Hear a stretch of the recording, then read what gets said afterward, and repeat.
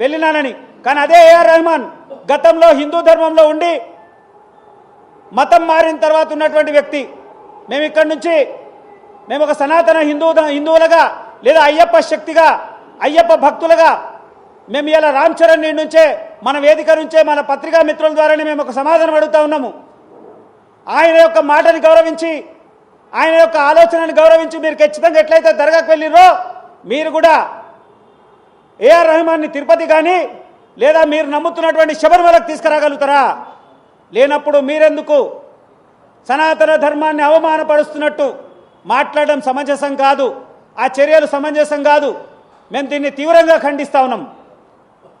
రామ్ చరణ్ వెంటనే బహిరంగ క్షమాపణ చెప్పాలి. అదే దర్గాకు దర్శనం చేసుకొని శబరికి వస్తారా అని మిమ్మల్ని మేము ప్రశ్నిస్తున్నాం. మీ కుట్రలో ఒక స్వామి తల్లడిల్లుతున్నాడు. ఇప్పుడు వారికి నిజంగా అర్థమై ఉండొచ్చు ఇంతమంది భక్తుల మనోభావాలని నేను ఇంతమందిని అవమానపరిచానా అని అతనిలో తెలిసి ఉండాలి. రామ్ చరణ్ గారికి వారికి వేసినటువంటి మాల వేసిన గురుస్వామి జ్ఞానోదయాన్ని కల్పించాలి. నియమ నిబంధనలు మీరు తీసుకున్నటువంటి మాల వేసుకోగానే మీరు ఒక పుస్తకాన్ని చూడండి, ఎలాంటి నియమ నిబంధనలు ఉంటాయి. అవన్నీ గౌరవించిన తర్వాతనే కుటుంబంలో తల్లిదండ్రులకు పర్మిషన్ తీసుకొని తన సహధర్మచారిని భార్య పర్మిషన్ తీసుకొని అక్కడున్నట్టు ఇలవేలుపు ఆ యొక్క ఇంటి యొక్క దైవమైనటువంటి దేవుని పర్మిషన్ తీసుకొని అయ్యప్ప మాల వేసుకున్నప్పుడు ఎంత పవిత్రంగా ఈ మండల కాలాన్ని పూర్తి చేస్తారో ప్రతి భక్తునికి తెలుసు. హిందువులను మనోభావాలు దెబ్బతీసేటట్టే రామ్ చరణ్ గారు చేస్తున్నారు. ఒక మాల, పవిత్రమైన మాల. నేను మాల వేసుకొని దగ్గర 30 సంవత్సరాలు స్వామి సేవలో ఉన్నా. సివిల్ గా 8 సంవత్సరాలు 6 సంవత్సరాల నుంచి 8 సంవత్సరాలు ఉన్నా. దగ్గర 35 సంవత్సరాలు స్వామి సేవలో ఉన్నా. ఇంతవరకు 200 నుంచి 300 దాకా మాల లేపించిన. ఇక్కడ మా ఏరియాలో విద్యాసాగర్ గురుస్వామి పెద్దవారు, అతను దాని తర్వాత మా అన్నగారు భాస్కర్ గురుస్వామి అని నాకు మాల వేసాడు. అతను వాళ్ళ ఇన్స్పిరేషన్ చూస్తూ మా నాగరాజ్ గురుస్వామి అని ఒక 1000 మంది దాకా మాలలు వేసి ఇప్పటిదాకా ఉండే ఆయన కాలం చేసిండ్రు. వాళ్ళ దగ్గర వాళ్ళ పరంపర మనం నేర్చుకొని దగ్గర 50 సంవత్సరాల స్వామి ఈ హైదరాబాద్ సికింద్రాబాద్ జంట నగరాల్లో ఎట్లా ఉన్న విధి విధానం ఎట్లున్నా అప్పటికి మాలకి ఇప్పటి మాలకి చాలా డిఫరెంట్ ఉంది. స్వామి రామ్ చరణ్ గారు చాలా తప్పుగా దాన్ని వక్రీకరించి చేశాడు. మాకు తెలిసిన మట్టుకు ఏంటంటే అక్కడ ఆ దర్గాకు వెళ్ళేటప్పుడు కూడా బొట్టు తుడుచుకొని వెళ్ళిండంట. ఎందుకంటే ఆ దర్గా అనేది మనకు సంబంధించింది కాదు. మనము హిందువులం అంటే ప్రతి ఒక్క మతానికి మనము అందరి మతాన్ని మనం సమానంగా మనం పాటిస్తాం. కాబట్టి మనం మన దర్గాలకు వెళ్ళడం అవసరం లేదు. ఫస్ట్ ఆఫ్ ఆల్ ఆయన మన హిందువులను కించపరిచినట్టే చేస్తున్నట్టు అనుకుంటున్నాను నేను. ఇప్పుడు దర్గాకి రామ్ చరణ్ గారు వెళ్ళడం తప్పు పడుతున్నారు. మరి ఎరిమేలికి మనం వెళ్ళినప్పుడు అక్కడ ఏటతుల్లాడి అక్కడ ఆవర్ స్వామికి మనం దర్శనం చేసుకుంటాం కదా, మరి అది కరెక్ట్ అయినప్పుడు ఎందుకు రాంగ్ అయింది? అది కూడా చాలా తప్పు స్వామి. ఎందుకంటే వక్రీకరించి మన హైందవ సమాజాన్ని వక్రీకరించి వీళ్ళు మనల్ని డిస్పాచ్ చేయడానికి కులాల వతాల వరంగా డిస్పాచ్ చేయడానికి ఓసీ బీసీ ఎస్సీ అని చెప్పి కులాల వర్గాలను చిచ్చు పెట్టి మతతత్వ కాంగ్రెస్ పార్టీ 70 సంవత్సరాల నుంచి వాళ్ళు చేసిర్రు. తర్వాత సిపిఎం పార్టీ వాళ్ళు చేసిర్రు. మన బుక్స్ లో కూడా పాఠ్యాంశాల్లో కూడా మన అక్బర్, ఔరంగజేబ్ వీళ్ళు ఎవరున్నారు స్వామి? ఛత్రపతి శివాజీ, రాణా ప్రతాప్, ఝాన్సీ లక్ష్మీబాయి ఇలాంటి మహనీయులు, సుఖ్దేవ్, చాలా మంది మహనీయులు ఉన్నారు. వాళ్ళ చరిత్రని మనం చదవాలి, మన పాఠ్యాంశాలు చేయలే. ఇప్పుడు భారత ప్రధాని నరేంద్ర మోడీ గారి నేతృత్వంలో 10 సంవత్సరాల దేశాన్ని ఎక్కడి నుంచి అంగరంగ వైభవంగా తీసుకెళ్ళిండు. హిందూ ధర్మం ఏంటి, హైందవ ధర్మం ఏంటి, మన సంస్కృతి ఏంది, హిందువులు అంటే ఏంటి అని ప్రపంచానికి మనకు దిక్సూచిగా చూపెడుతుండు.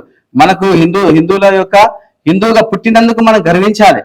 ఎందుకంటే ఈ వావర స్వామి అనేది అంతా బూటకం స్వామి శరణం. ఏ పూజలో పోయినా నేను వావర స్వామి గురించి నేను చెప్తా. వాళ్ళని వక్రీకరించి వాళ్ళ మతాన్ని నేను కించపరుస్తలేను. ఎందుకంటే మన ధర్మం, మన హైందవ ధర్మం కలియుగం స్టార్ట్ అయినప్పుడు అయ్యప్ప స్వామి పుట్టిండు. ఈ వావర స్వామి ఎట్లా పుట్టాడు స్వామి? అసలు వావర స్వామికి ఆయనకి ఏం సంబంధం? వీళ్ళు ఏంటంటే మన మతాన్ని అటాచ్మెంట్ చేసి కన్వర్టింగ్ చేసి లవ్ జిహాద్ చేసి ఇవన్నీ కార్యక్రమాలు చేస్తున్నారు వాళ్ళు ముస్లింలు. కాబట్టి మన మతానికి దానికి సంబంధం లేదు స్వామి. ఆ వావర్ స్వామి దర్గా కూడా వెళ్ళేది అవసరం లేదు. ఒక ఎగ్జాంపుల్ చెప్తా స్వామి. మనము ఎవరైనా ఇక్కడ బయటికి వెళ్తుంటే ఎవరైనా స్వామి శవం వస్తుంటుంటే చూస్తే మనం స్నానం చేస్తాం స్వామి. అటువంటిది మనం స్నానం చేస్తాం కాబట్టి మన ఇంటికి వచ్చి స్నానం చేసుకుని బట్టలు పిండేసి శరణఘోష స్వామియే శరణమయ్యప్ప, అయ్యప్ప దైవమే, గురుస్వామి దైవమే శరణమయ్యప్ప అని చెప్పి మనం శరణఘోష చెప్తూ మనము స్నానం చేసి అన్ని విధాలుగా మనం శరణఘోష చెప్తాం. దర్గా అంటే సమాధే కదా స్వామి. మరి ఇప్పుడు మనకు బాడీ ఎదురైనప్పుడు మనం స్నానం చేసి పూజ చేసుకొని చరణాలు చెప్పుకోవడం, మరి అలాంటప్పుడు అక్కడికి వెళ్ళినప్పుడు దర్శించుకోవడం. రామ్ చరణ్ గారు ఏం చెప్తున్నారంటే, రైమన్ గారికి, ఏఆర్ రైమన్ గారికి నీకు మాట ఇచ్చాను అందుకని వెళ్ళవలసి వచ్చింది, మాలో ఉన్న తప్పలేదంటారు. దీన్ని మీరేమంటారు? ఏఆర్ రెహమాన్ గారు కూడా ఫస్ట్ హిందువే ఇట్లా అందరిని కన్వర్టింగ్ చేసి అన్ని విధాలుగా చేసి అతను హిందువే, ఆయన కన్వర్ట్ చేశారు కాబట్టి ఆయన కూడా ఒక హిందువే. హైందవ సమాజంలో చాలా మంది హిందువులే, ఈ భారతదేశంలో పుట్టిన అందరూ హిందువులే, ఆయన కూడా ఒక హిందువే. కాబట్టి ఆయన గురించి ఫిలిం ఇండస్ట్రీ కాబట్టి ఆయన లావాదేవీలు ఉండొచ్చు, ఇంటికాడ చూసుకోవడం. హిందూ ధర్మం గురించి వస్తే మేము ఊకునేది లేదు స్వామి.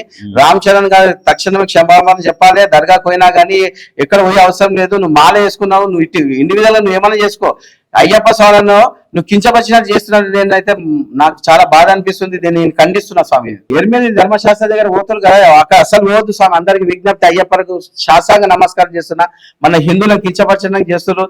ఇదంతా వక్రీకరించి ఈ సిపిఎం గవర్నమెంట్ ఉన్నప్పుడు వాళ్ళ పెత్తనం చేసి అక్కడ మన ఇప్పటికీ శబరిమల పోతే ఇక్కడ నుంచి బీజేపీ అనే లెటర్ తీసుకోయినా, కిషన్ రెడ్డి గారి లెటర్ తీసుకోయినా, ఇంకా టీడీపీ లెటర్ తీసుకుని అందరు పడేస్తుంటారు సార్ వాళ్ళు అక్కడ. ఎందుకంటే మా కిషన్ రెడ్డి గారు కూడా మాకు అన్ని విధాలుగా సహకరిస్తారు, అన్ని విధాలుగా డెవలప్మెంట్ నాంపల్లి కాన్సెన్స్ చేస్తారు. కాబట్టి వాళ్ళ సిపిఎం మెంటాలిటీ, వాళ్ళ మనోభావాలు, వాళ్ళంతా ముస్లింలకు పెత్తనం చేసుకుంటేనే వాళ్ళు చేస్తుంటారు సార్. హిందువుల మనోభావాలను గౌరవించారు స్వామి.